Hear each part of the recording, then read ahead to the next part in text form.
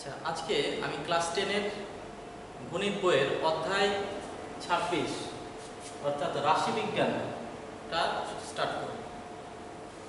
আচ্ছা, বিজ্ঞানের যে শাখায় তথ্য সংগ্রহ করে সেই তথ্যের বিভিন্ন প্রসেসিংয়ের মাধ্যমে বিভিন্ন সিদ্ধান্তে উপনীত হয় তাকেই বলা হয় রাশিবিজ্ঞান। তাহলে রাশিবিজ্ঞানের ক্ষেত্রে কি করা হয়? রাশিবিজ্ঞানকে বলা হয় ইংলিশে স্ট্যাটিস্টিক্স। তাহলে এটার সঙ্গে রিলেটেড হচ্ছে কালেকশন অফ ডেটা। ডেটা মানে হচ্ছে তথ্য, তথ্যকে প্রথমে সংগ্রহ করা হয়, তারপরে অর্গানাইজেশন,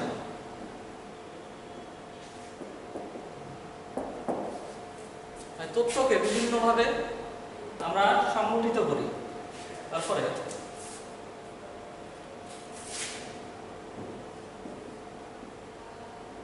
অ্যানালাইজিং, তথ্যের বিশ্লেষণ করি, এবং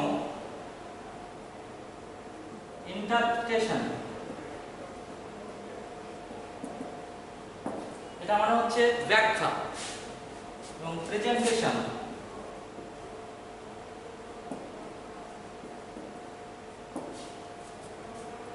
তাহলে এগুলোই রাশিবিজ্ঞানের সঙ্গে রিলেটেড হয়ে আছে। তাহলে প্রথমে তথ্যকে সংগ্রহ করা হয় এবং সেই তথ্য বিভিন্ন প্রসেসিং এর মাধ্যমে বিশ্লেষণ করা হয়, ব্যাখ্যা করা হয় এবং বিভিন্নভাবে উপস্থাপন করা হয়।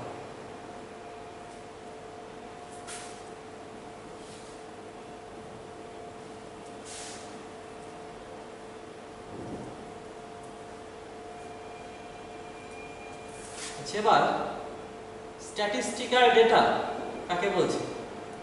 মানে এটা হচ্ছে রাশি তথ্য। মানে এটা কি? তাহলে যা থেকে আমরা কোনো সিদ্ধান্ত উপনীত হতে পারি কিংবা যেটা কোনো সিদ্ধান্ত তৈরিতে কাজে লাগে সেটা হচ্ছে তথ্য বা ডেটা বলা হয়। যেমন কোনো স্কুলের 10 বছরের মাধ্যমিকের রেজাল্ট যদি বলি, এই রেজাল্টটা যদি কালেকশন করি আমরা, তাহলে সেটা একটা তথ্য। 10 বছরের তথ্য থেকে আমরা একটা সিদ্ধান্তে উপনীত হতে পারবো। তাহলে এটা হচ্ছে 10 বছরের রেজাল্টটা যদি আমরা কালেকশন করি, দিয়ে যদি লিখি, তাহলে এটা হচ্ছে একটা তথ্য বা ডেটা। তাহলে ডেটা হচ্ছে যা থেকে আমরা কোনো সিদ্ধান্তে উপনীত হতে পারি, সেটা হচ্ছে তথ্য।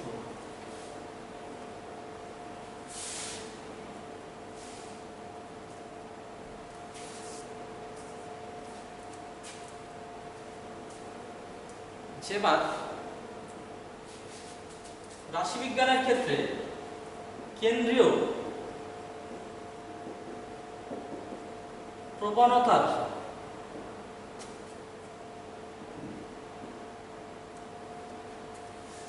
প্রবণতার পরিমাপক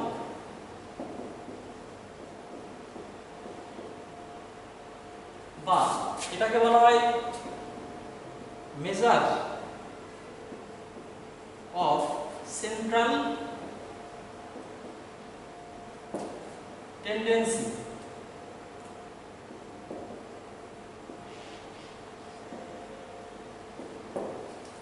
তাহলে কেন্দ্রীয় প্রবণতার পরিমাপক আমরা কোনগুলোকে বলবো সেটা দেখব।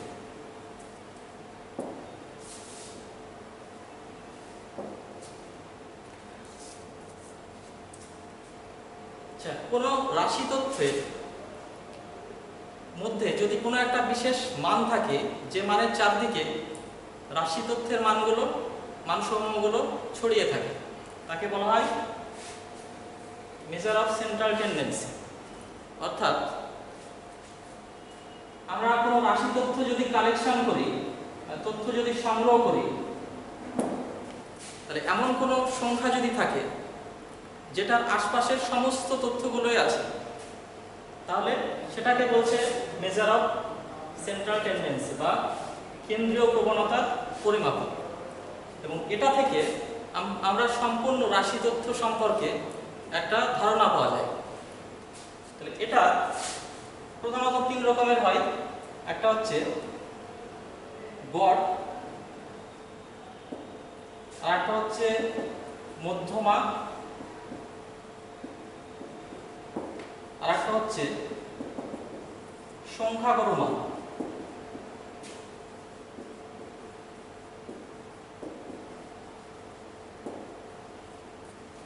গড় এটা মানে হচ্ছে মিন, মধ্যমা মানে হচ্ছে মিডিয়ান, সংখ্যাগড় মান এটা মানে হচ্ছে মোড। তাহলে এই তিনটে হচ্ছে কেন্দ্রীয় প্রবণতার পরিমাপক। মানে এই তিনটে আমাদের যদি জানা থাকে তাহলে সম্পূর্ণ রাশি তথ্য সম্পর্কে আমাদের একটা ধারণা থাকবে, কিংবা রাশি তথ্যের সমস্ত মানসমূহগুলো এই গড়ের আশেপাশে থাকবে, কিংবা মধ্যমার আশেপাশে থাকবে, কিংবা এটার আশেপাশে থাকবে। অর্থাৎ যেটার আশেপাশে রাশি তথ্যের ম্যাক্সিমাম মানগুলোই অবস্থান করে সেটা হচ্ছে মেজার অফ সেন্ট্রাল টেন্ডেন্সি। আচ্ছা, এবার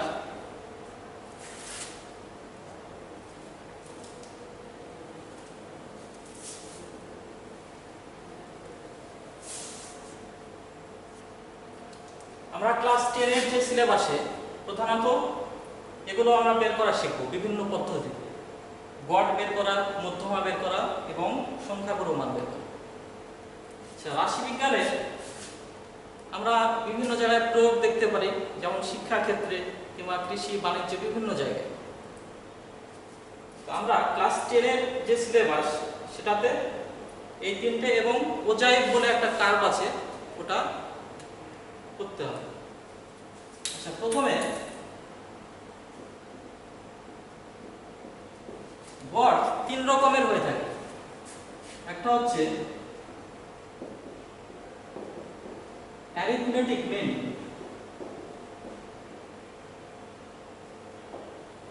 আর একটা হচ্ছে জিওমেট্রিক মিন,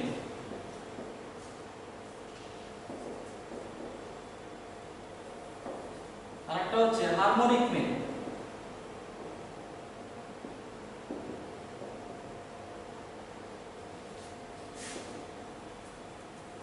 তাহলে গড়ের এই 3 রকমের আমরা পাই, 3 রকমের গড়। অ্যারিথমেটিক মিন মানে হচ্ছে এটা যৌগিক গড়, জিওমেট্রিক মিন এটা হচ্ছে গুণোত্তর গড়, আর হারমোনিক মিন হচ্ছে প্রতিগাণিতিক গড়।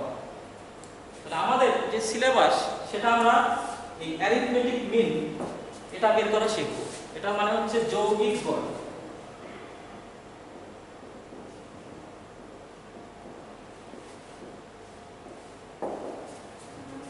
তাহলে আমরা প্রধানত গড় বলতে আমরা সাধারণত এই যৌগিক গড়কেই বুঝি, কারণ এটা হচ্ছে অ্যারিথমেটিক মিন।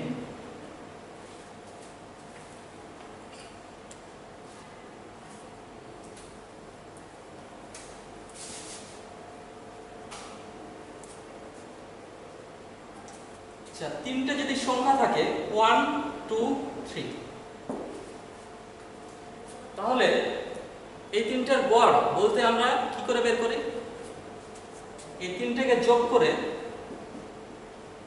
এই যোগফলকে যটা আছে তত দিয়ে ভাগ করতে হবে। এখানে তিনটে সংখ্যা আছে, 3 দিয়ে ভাগ করব। তাহলে 1 আর 2 3 আর 3 6, 6/3। এটা যদি কাটাকাটি করি তাহলে 2। তাহলে এই তিনটে সংখ্যা গড় হচ্ছে 2। এটা কিভাবে বের করলাম? তিনটাকে যোগ করলাম, তাহলে উপরে যোগফল আর নিচে হচ্ছে যটা আছে তত বসাতে হবে। তাহলে এইভাবে আমরা যে যোগফলটা বের করি সেটাই হচ্ছে গড়, অ্যারিথমেটিক মিন বা যৌগিক গড়, বা এটাকে বলা হয় গড়।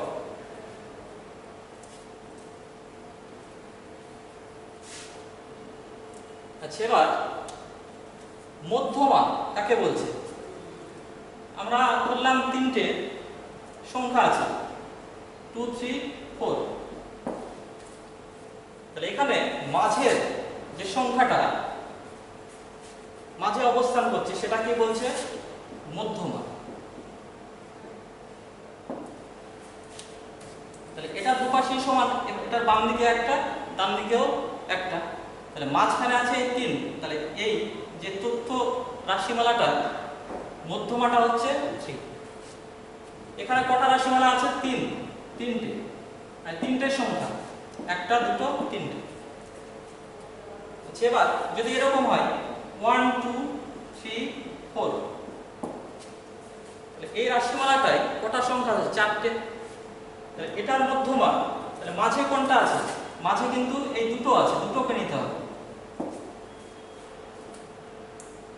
তাহলে এটার মধ্যমা হচ্ছে 2 আর 3, এই দুটোর গড় করতে হবে, গড় করে যেটা হবে সেটা।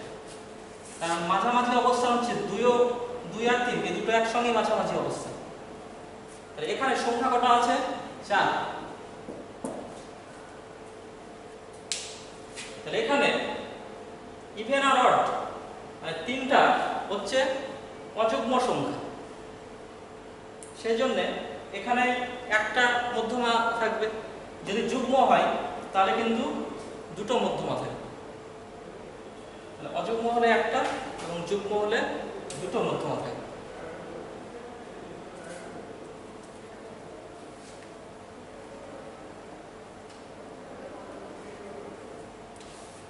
তাহলে আমরা যদি বের করি মধ্যমা 1 2 5 6 7, তাহলে এই রাশিমালাটার মধ্যমা কোনটা? এখানে যেহেতু 1 2 3 4 5টা আছে, 5 হচ্ছে অযুগ্ম, সেহেতু এর মধ্যমা একটা থাকবে, এটা হচ্ছে 5। আচ্ছা, এবার 1 2 3 4 5 6, এখানে আছে 6টা হচ্ছে যুগ্ম। তাহলে এটা মধ্যমা কোনটা? এই মাঝের যে দুটো সংখ্যা 3 আর 4। তাহলে এই পুরো রাশিমালাটা মধ্যমা বের করার সময় এই দুটোর গড় বের করতে হবে। তাহলে 3 + 4 আর 2 ইকুয়াল টু 7/2 ইকুয়াল টু 3.5। তাহলে এই রাশিমালাটার মধ্যমাটা হচ্ছে 3.5।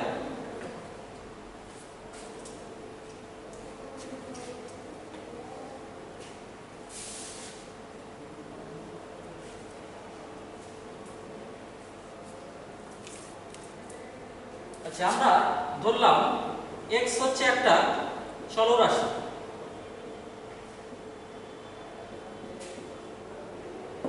চলরাশি মানে হচ্ছে ভ্যারিয়েবল। তাহলে x এর n সংখ্যক মান,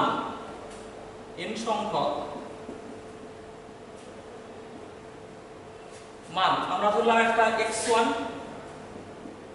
x2 x3 ডট ডট করতে করতে যেহেতু n সংখ্যক মানে n খানা থাকবে, সেহেতু লাস্টে xn। তাহলে এখানে এই n খানা ভ্যালু, n খানা মানের যে গড় কত হবে? তাহলে এটার গড়,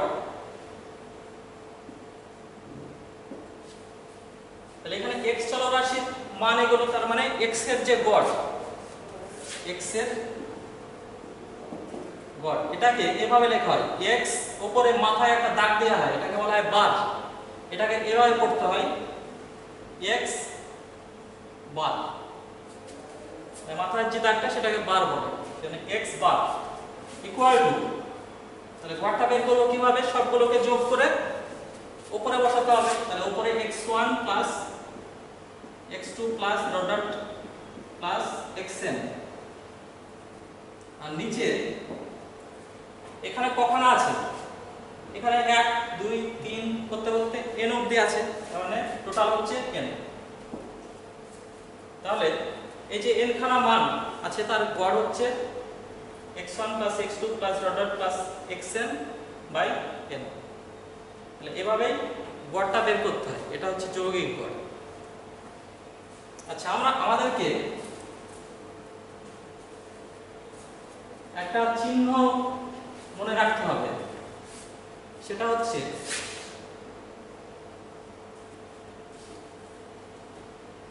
এটা। এই চিহ্নটাকে বলছে সিগমা।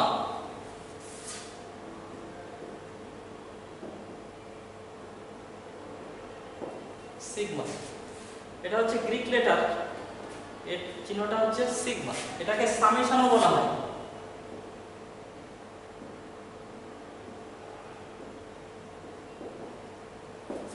সামেশন মানে সমষ্টিকরণ, মানে যোগফল আকারে লেখার সময় মানে যোগের ক্ষেত্রে এই চিহ্নটা ব্যবহার করা হয়। তাহলে কি রকম, আমরা যদি তিনটে সংখ্যা যোগ করি x1 x2 x3, তাহলে এই তিনটাকে যোগ আকারে লিখলাম। তাহলে এই যোগফলটাকে খুব সহজেই এই চিহ্নটার সাহায্যে প্রকাশ করা হবে। কি করে, এটাকে এইভাবে লেখা হবে সামেশন, যেহেতু এখানে চেঞ্জ কোনটা হচ্ছে, নিচের যে সংখ্যা এখানে 1, তারপর এখানে 2, এখানে 3, মানে নিচের সংখ্যাগুলো চেঞ্জ হচ্ছে। যেটা চেঞ্জ হচ্ছে সেটাকে আমরা একটা ইনডেক্স আকারে লিখব। এক্সটা কিন্তু একই আছে, নিচের এই সংখ্যাগুলো চেঞ্জ হচ্ছে। তাহলে এক্স থাকলে যেটা চেঞ্জ হবে সেটা আমরা আই দিয়ে লিখব। আই মানে হচ্ছে ইনডেক্স। তাহলে এই নিচে যে আই এর মান, এখানে কত 1, এখানে 2, এখানে 3, তার মানে 1 থেকে শুরু করে 3 অবধি হয়েছে। সেজন্য এই সামেশনের নিচে আই এর মান 1 থেকে শুরু করে 3 অবধি এইভাবে লিখব। তাহলে আমরা এই যোগফলটাকে এই সামেশন আকারে এই চিহ্নটার সাহায্যে লিখলাম। এটাও যা, এই বাম দিকের এটাও একই। আচ্ছা, এবার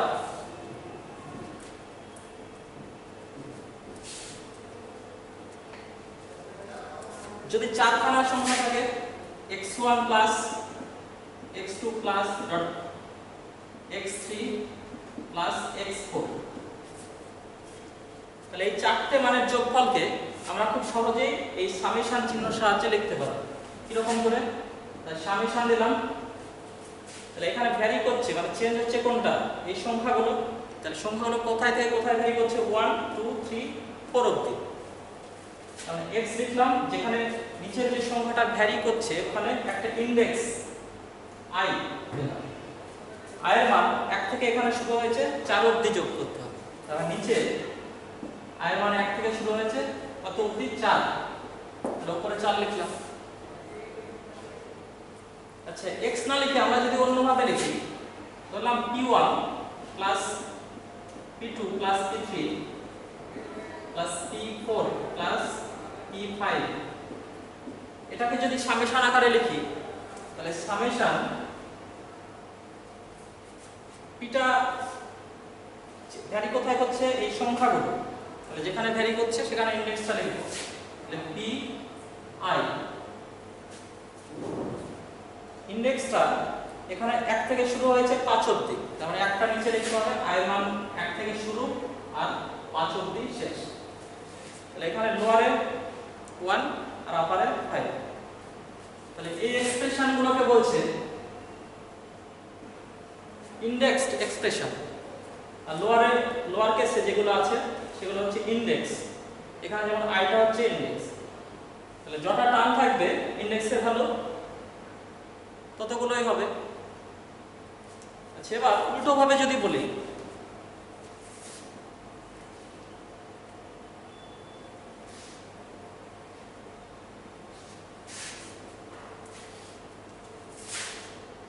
দেয়া আছে summation i equal to 1 to 10 xi। তাহলে এটাকে আমরা যদি ভাঙি তাহলে কি হবে, তাহলে এটা কিন্তু ইনডেক্স আকারে মানে সামেশনের আকারেই দেয়া আছে, এটাকে ভেঙে লিখতে হবে মানে সামেশন তুলে লিখতে হবে। তাহলে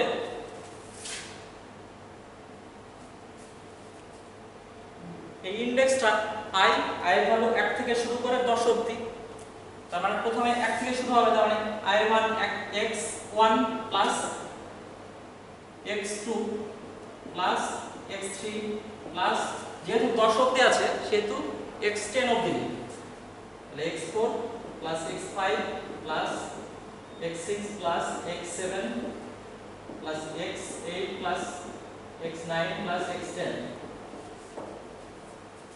তাহলে আমরা যদি সামেশন আকারে দেয়া থাকে তাহলে ওটাকে ভেঙে এভাবে লিখতে হবে।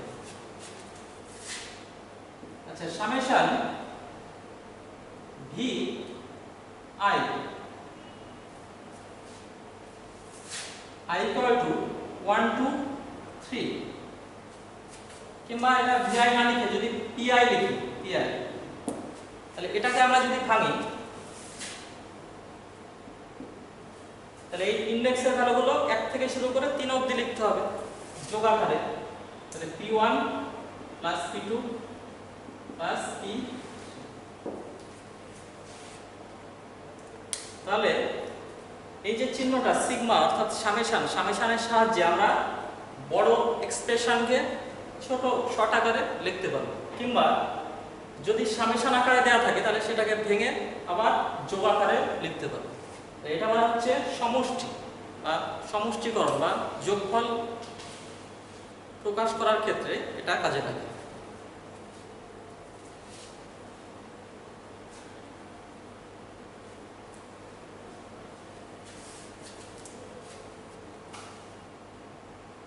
স্ট্যাটিস্টিক্সে এই সামেশন চিহ্নটা প্রায় ব্যবহার করে থাকে।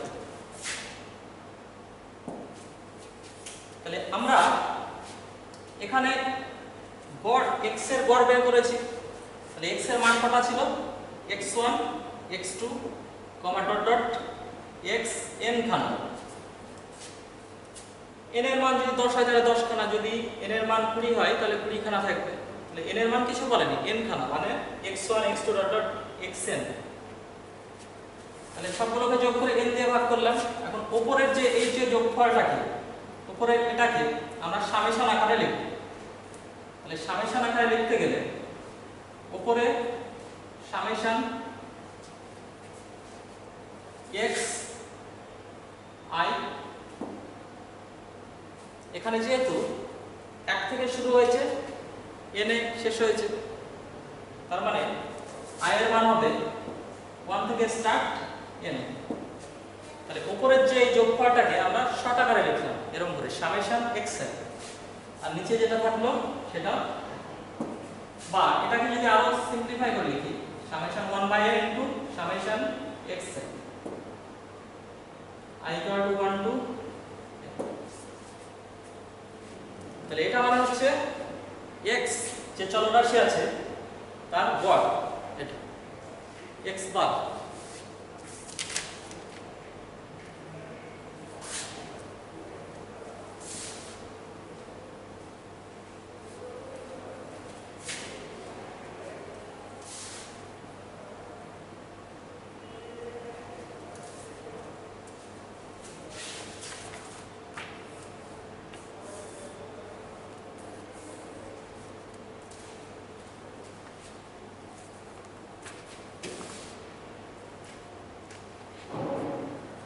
আমরা একটা মান বের করব summation i equal to 1 to 10 into 10 গুণ i, এই মানটা কত হবে সেটা পেতে। তাহলে এখানে যে ইনডেক্স সেটা হচ্ছে i, এই ইনডেক্সের সামেশনটাকে যদি তুলে দেই তাহলে ইনডেক্সের অল পসিবল ভ্যালুগুলো দিতে হবে, 1 থেকে 10 অবধি সমস্ত ভ্যালুগুলো দিয়ে যোগ আকারে লিখতে হবে। তাহলে প্রথমে 1 দিলাম, এটাকে ভাঙছি। তাহলে 1 যদি বসাই তাহলে 10 গুণ 1 প্লাস, এবার i এর ভ্যালু 2 দেব, তাহলে 10 গুণ 2 প্লাস, এবার 3 বসাবো i এর ভ্যালু, তাহলে 10 গুণ 3 প্লাস ডট ডট ডট করতে করতে কত দূর অবধি যাবে, এখানে ম্যাক্সিমাম 10, মানে i ভ্যালু 10 বসাতে হবে। তাহলে 10 গুণ 10, তাহলে এই সামেশনটাকে ভেঙে আমরা একদম যোগ আকারে লিখলাম। আচ্ছা প্রত্যেকটাতে 10 আছে, কিন্তু এখানেও 10 এখানেও 10 এখানেও 10, 10টাকে আমরা কমন নিয়ে নিলাম। তাহলে এখানে পড়ে থাকলো 1 প্লাস, এখানে থাকলো 2 প্লাস, এখানে 3 প্লাস ডট ডট, ওখানে থাকলো 10। তাহলে 1 থেকে 10 অবধি এটা যোগফল বের করে বসাতে হবে। তাহলে 10 ইনটু 1 থেকে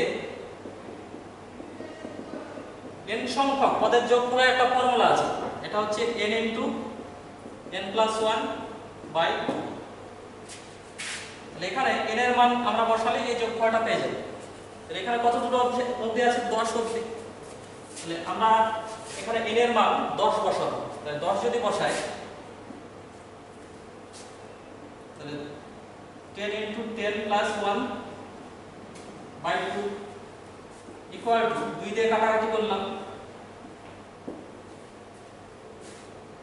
5 5 দুগুণে 10। তাহলে 5 10 এ 50 গুণ 10 এর 11।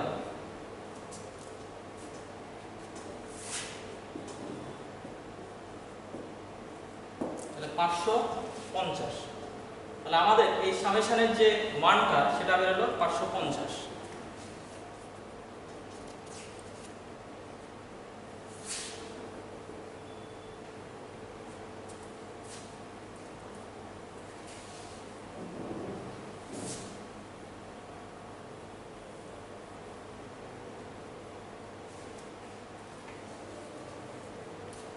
আচ্ছা, তাহলে আমরা গড়ের যে ফর্মুলা, তাহলে x বার ইকুয়াল টু আমরা পেয়েছি সামেশন xi বাই এটা আমরা মেইনলি কাছে লাগাবো গড় বের করার ক্ষেত্রে। তাহলে যৌগিক গড় বের করার তিনটে পদ্ধতি আছে। ফার্স্ট,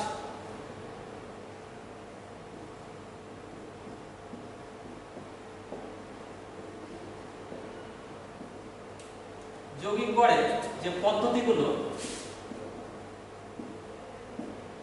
এক নম্বর হচ্ছে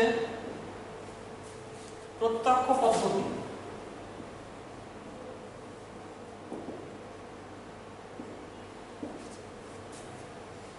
দুই নম্বর হচ্ছে কল্পিত গড় পদ্ধতি, আর 3 নম্বর হচ্ছে ক্রমবিচ্যুতি